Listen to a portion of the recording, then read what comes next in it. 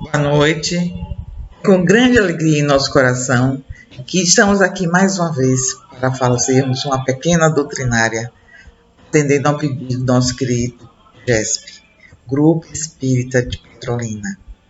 Hoje nós vamos conversar sobre o Livro dos Espíritos, que é justamente a terceira parte, que trata das leis morais. Nós vamos falar sobre as questões 746 a 751, que fala sobre assassínio. Mas, para que a gente possa melhor entrar em sintonia com a espiritualidade amiga, nós vamos começar com a mensagem para o exórdio. Está no livro Movendo Montanhas, que foi ditado pelo Espírito Irmã Maria do Rosário, psicografia de Lúcia Cominato. O título é Recordar e Viver.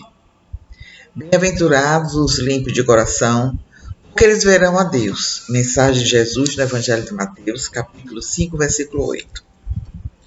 Quantas vezes lembranças fugazes nos passam na mente, mas do mesmo modo que chegam, se esvaem, e logo prosseguimos em nossas obrigações diárias, sem que elas deixem vestígios. Outras vezes, ficam registradas e nos sentimos como se estivéssemos revivendo aquele passado que nos deixou marcas profundas na alma. É imprescindível, porém, que essas marcas não nos levem a sofrer novamente. Contudo, se forem lembranças agradáveis de momentos felizes que atravessamos, esforcemo-nos para que, ao recordá-las, possamos nos sentir alegres, como se estivéssemos revivendo esses momentos de felicidade.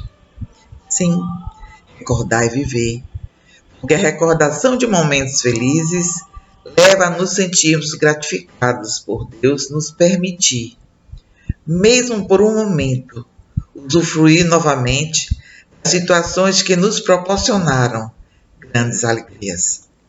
Mas, se não nos esforçarmos por apagar da mente aquelas recordações que nos levaram às lágrimas, nos sentiremos confrangidos e nenhum sorriso embelezará nossa face. Assim sendo, procura compreender que tais recordações poderão atrair para junto de ti espíritos bons ou sofredores que te permitirão continuar usufruindo das alegrias dos bons espíritos ou das dores daqueles que muito sofrem, e estas, juntando-se às tuas, transformarão a tua vida num mar de lágrimas sem fim.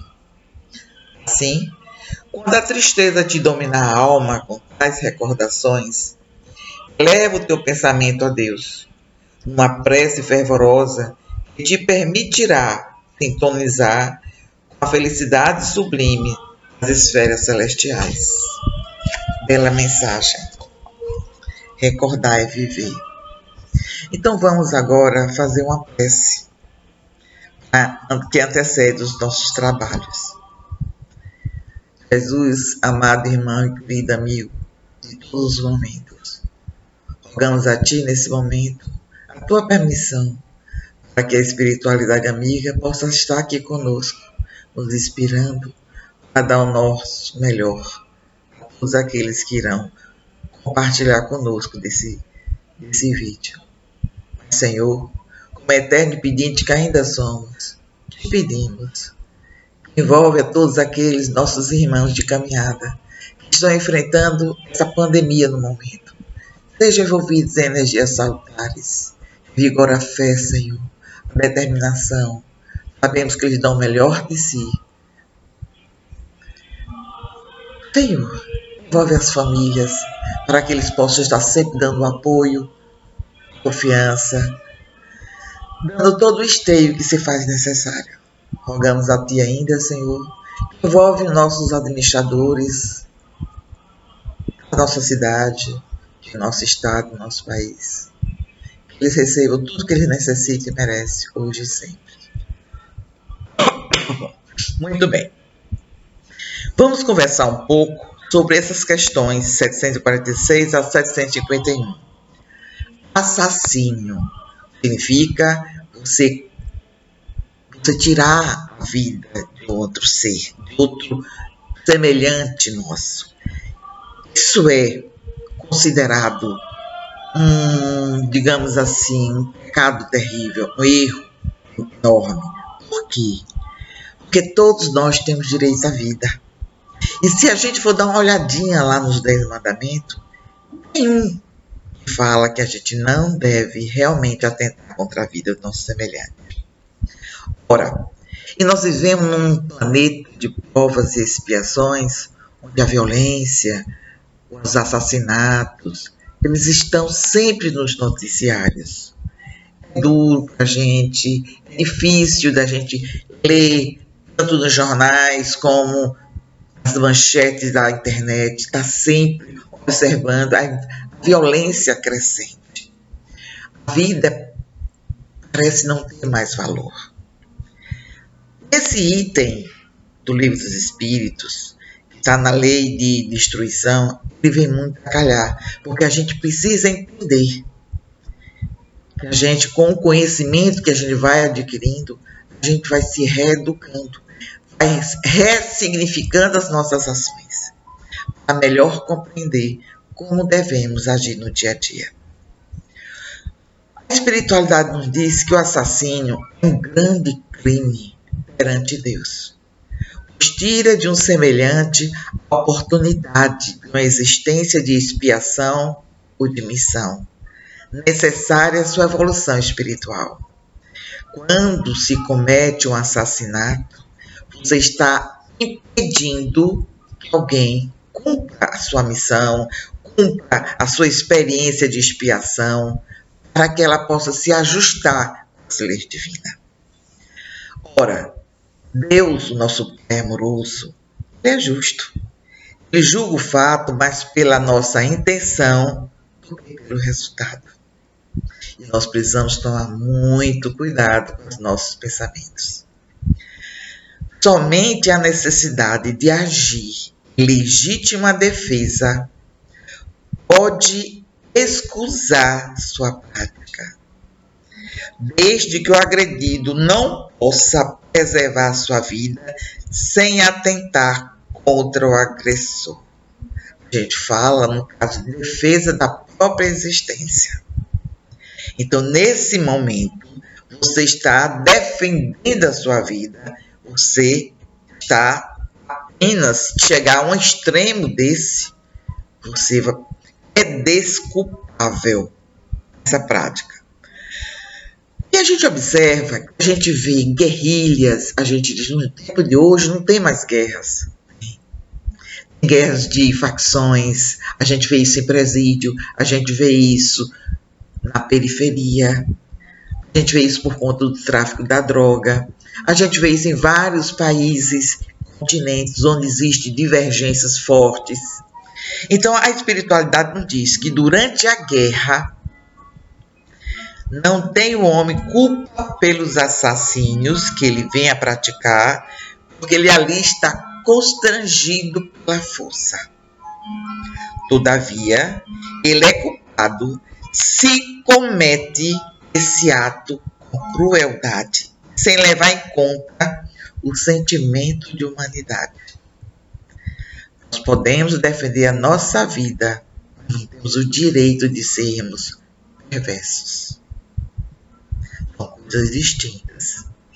Quem assistiu o filme O Resgate do Soldado Ryan é muito interessante, porque o capitão de uma turma que está em busca de resgatar esse jovem, que teve 3 irmãos mortos nessa guerra, o que acontece nesse momento? O capitão, ele sempre usa de misericórdia, ele não é mau. Chegaram o momento de capturar, inclusive, combatentes de uma outra filiação, que eram russos, e ele deu liberdade. Mesmo que em outro momento, esse mesmo combatente que foi liberto veio para assassinar as pessoas. Um ato não vai justificar o outro. Mas o que a gente está falando aqui, dando exemplo, é do capitão que soube usar de misericórdia sem ser maldoso ou perverso. Vamos lá.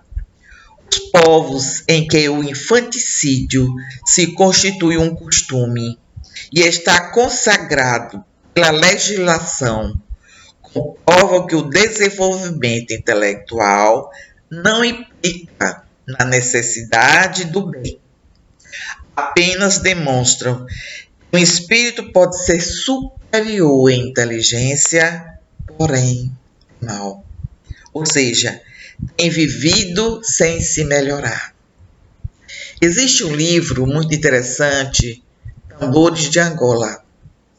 Esse livro mostra para a gente a inteligência das sombras. São extremamente organizados.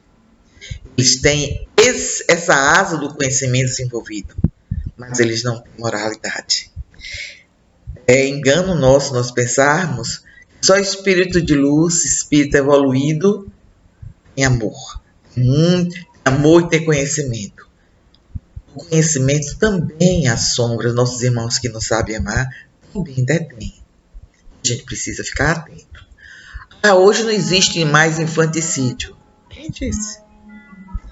Ainda existe. Volta e meia nós sabemos, recebemos acesso pela internet de países bem povoados e eles têm o hábito, principalmente se for mulher, uma criança, uma menina, essa criança, se o casal tiver mais de 2 filhos, ela é sacrificada. Infelizmente. Vamos lá. Será que o assassínio é considerado um grande crime contra a lei de Deus? Aí a espiritualidade nos diz: porque tira de um semelhante a oportunidade de uma existência de expiação ou de missão, necessária à evolução espiritual. Então, perante Deus, o assassino é um grave crime. Sim. E a gente começa a pensar as razões que justificam a prática do assassínio. A espiritualidade nos orienta. Somente a necessidade de agir em legítima defesa pode desculpar sua prática, desde que o agredido não possa preservar sua vida sem atentar contra o agressor. Como explicar? Um outro questionamento que a gente faz. Como explicar o fato de povos materialmente evoluídos ainda atentarem contra a existência de seus semelhantes? Aí a espiritualidade nos orienta. Como o desenvolvimento intelectual não implica necessariamente na prática do bem, pode acontecer de povos materialmente evoluídos se constituírem de espíritos que progrediram em inteligência, mas que perseveram no mal. Como disseram os espíritos, têm vivido sem melhorar-se. Mas vamos às questões do Livro dos Espíritos. A questão 746. O assassínio é um crime aos olhos de Deus? Sim, um grande crime. Pois aquele que tira a vida de seu semelhante corta uma existência de expiação ou de missão. Aí é que está o mal. Aí é que a gente precisa tomar cuidado quando a gente começar a analisar. Porque quando uma criatura ela retorna à parte espiritual, assassinado, muitos deles ainda não sabem perdoar. E o perdão é algo necessário para se libertar da mágoa, do ódio, da vontade de revidar e de se vingar. Nem todos nós já temos esse sentimento de resiliência instalado para que a gente possa agir dessa forma. Vamos lá. A questão 747, que é a segunda questão. O assassínio tem sempre o mesmo grau de culpabilidade? Será que todo assassinato tem o mesmo nível de culpabilidade? Aí a espiritualidade nos diz: como já falamos, Deus é justo e julga mais a intenção do que o fato em si. A gente precisa entender os fatos. Questão 748. Deus desculpa o assassino em caso de legítima defesa? Ou será que a gente deve colocar a nossa vida na mão do outro? Como a gente vai entender isso? A espiritualidade nos responde justamente para nos dar um farol de como a gente deve agir. Só a necessidade pode desculpá-lo. Mas se o agredido puder preservar sua vida sem atentar contra a do agressor, deverá fazê-lo. Isso é quando a gente fala que é a pessoa não lançar a mão da perversidade. A desculpa de que precisa se defender e vai lá e cessa, e tira a vida do outro. A gente precisa ter bem esclarecido esse item. Vamos a outra questão. A questão 749. O homem é culpado pelos assassínios que comete durante a guerra? Aí a espiritualidade nos diz: não. Quando constrangido pela força, mas é culpado pelas crueldades que cometa. Assim como será levado em conta o seu sentimento humanitário. Eu não sei se vocês lembram de um filme, de uma música que saiu há muito tempo, na época da Guerra do Vietnã, lá nos Estados Unidos, lançou a história de um rapaz que ele amava os Rolling Stones, música, e gostava de tocar violão, a sua guitarra, ele gostava de ter os seus cabelos compridos. Ele foi convocado para a Guerra do Vietnã. Ele precisou ir. Ele foi, lá ele se viu obrigado a atirar contra os vietnamitas. Isso deixou ele num trauma terrível. Ele não voltou para os Estados Unidos porque ele cresceu lá. Mas a música e o filme retrata a grande tristeza que ia na alma dessa criatura. Era tão sensível, sempre gostou de amar, de alegria, que se viu diante da necessidade, já que era um soldado, de servir a sua pátria, uma terra distante. Mas é o que a gente está vendo aqui. A gente também pode lembrar do filme Atum. É muito interessante. Ali tem dois comandantes, um de paz, de tranquilidade, de diálogo, o outro não.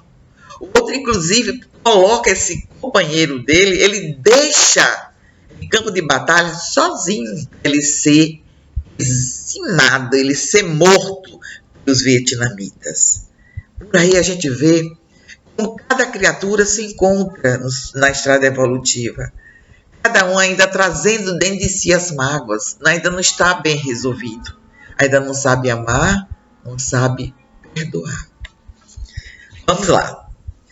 Vamos para uma outra questão, que é a 750. Qual é o mais condenável aos olhos de Deus? O parricídio ou o infanticídio? Para Deus, ambos o são igualmente, porque todo crime é um crime. Um filho não deve atentar contra o seu genitor, o seu pai. Nem nós podemos atentar contra os bebês e as crianças. Essa é uma grande luta pela preservação da vida, pelo respeito àquele ser vulnerável que ainda não tem condições de se defender. A luta é muito desigual, não justifica. A gente precisa aprender a amar e a perdoar o nosso semelhante. Vamos lá. Vamos para a última questão, que é a questão 751. Como se explica que entre alguns povos já adiantados sob o ponto de vista intelectual, o infanticídio seja um costume consagrado pela legislação. Como nós já falamos, existe sim países que praticam. Aí a espiritualidade responde: o desenvolvimento intelectual não implica a necessidade do bem. O espírito superior em inteligência também pode ser mau. Aquele que muito tem vivido sem se melhorar. Apenas sabe, mas ele não pratica. Ele não vivencia o amor. É uma fase da vida desse espírito no qual ele ainda não compreende. Todos nós somos iguais. Todos nós fomos criados simples e ignorantes, com destino à perfeição.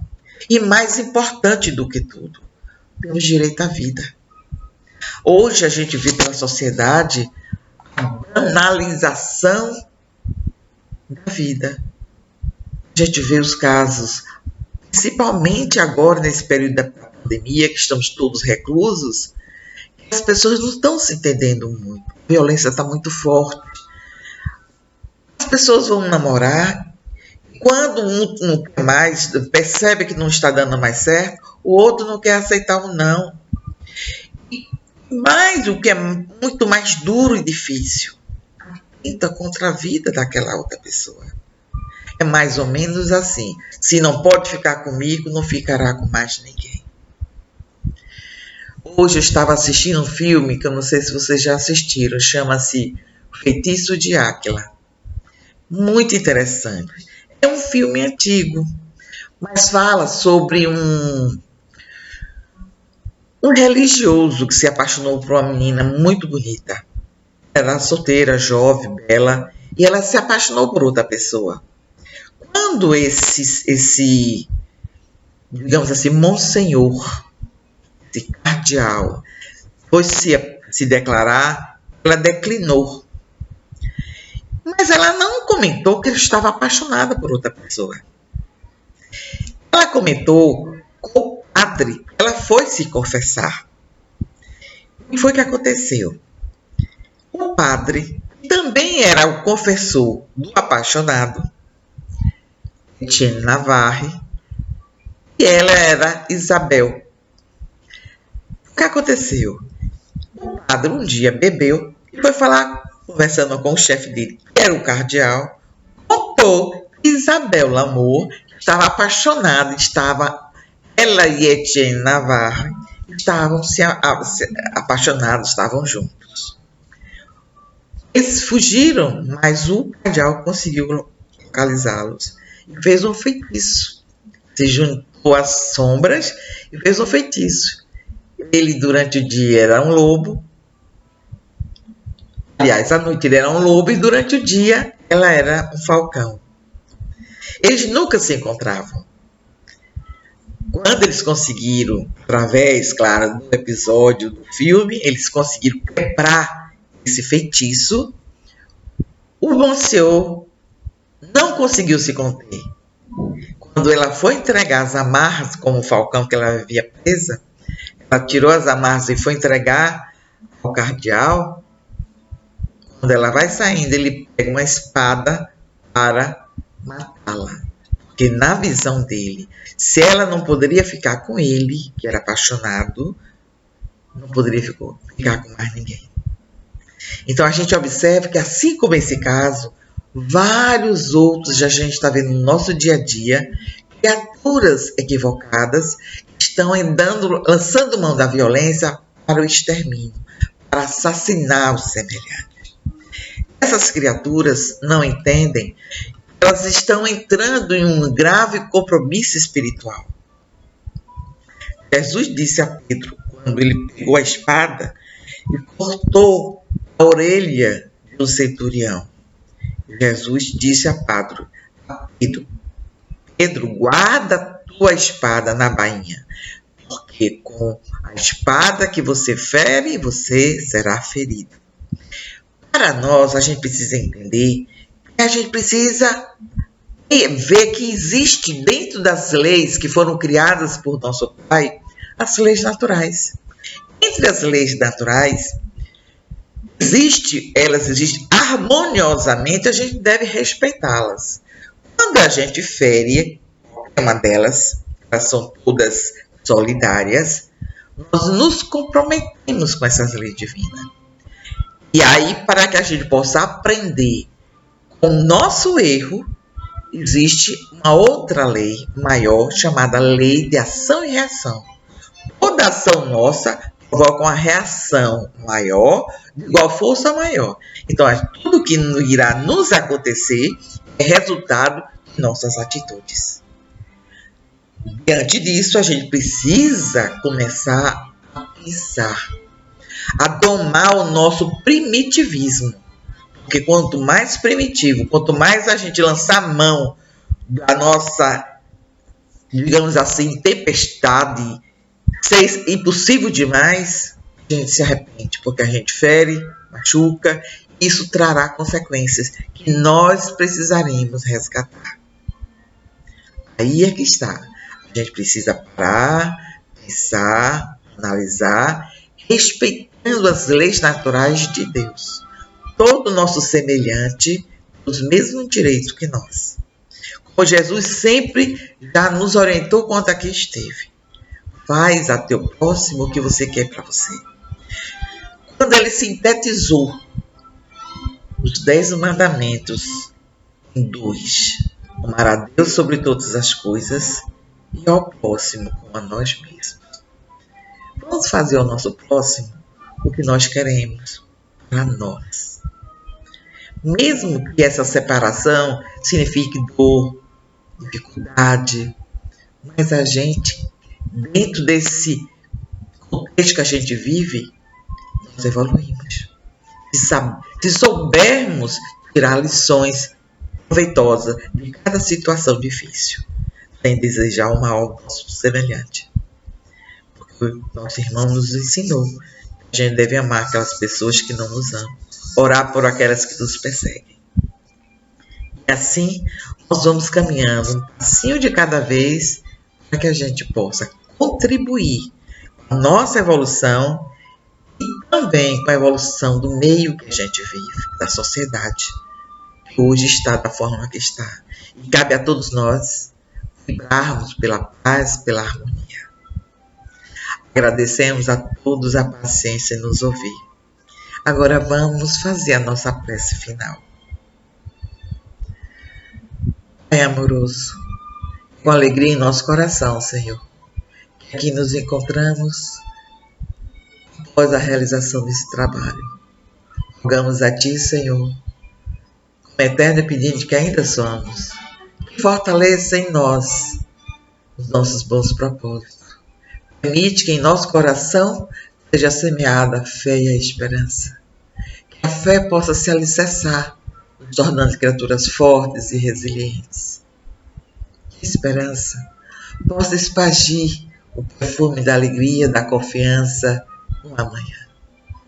Permite, Senhor, que o meu semelhante tenha paciência pelas nossas imperfeições, assim como nós vamos nos esforçar para ter paciência com as limitações e dificuldades de nosso semelhante no nosso dia a dia. Envolve a todos nós, Senhor, energia salutar. Concede aos nossos irmãos que estão na luta, que é essa fase tão difícil, ela comece a se diluir e a gente possa, mesmo que seja um novo normal, caminhar com dignidade. Abençoa, Senhor, a todos nós, os nossos bons propósitos, hoje, amanhã e sempre. Jesus nos abençoe.